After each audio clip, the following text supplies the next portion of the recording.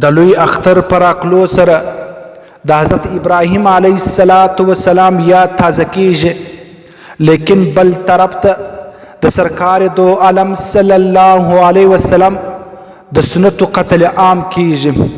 په عامه سره په هر حمام کې ژوره خریل کیږي او انګریزي پیشن اختیاریږي.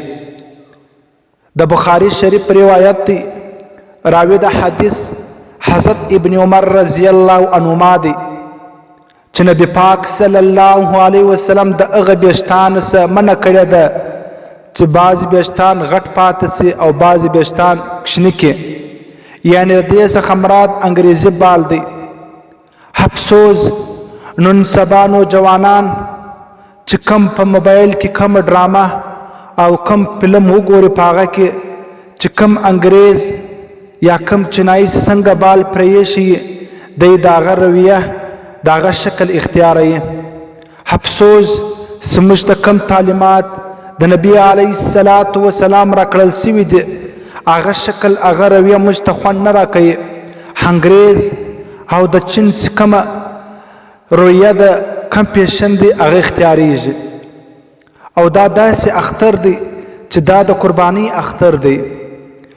کونډې یتیمان سته، داسې یتیمان او کونډې سته چې هغه د ماښام وچه ډوډۍ نشي پیدا کولی، لیکن د دا لوی اختر په راکلو سره مالداران دومره فضول خرچي کوي چې د هر کوره څه 10 کسانان 15 کشنیانې روان کړي حمام لره انګریزي بال ور جوړوي، او که ځوانان هغه ژورې خوري، په زرو پیسې فضول خرچي کیږي.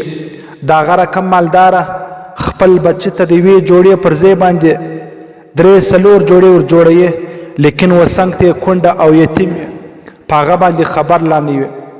قدرمنو مسلمانانو، زما د ټولو امت مسلمه څخه دا خواست دی، خصوصا د مالداران او حاجانو څخه چې دوی پر غریبانو پر کونډې یتیمان باندې رحم وکړي، او چې څومره شی کور ته راوړي او د کونډې یتیمان شی د په هغه کې شریک کړي.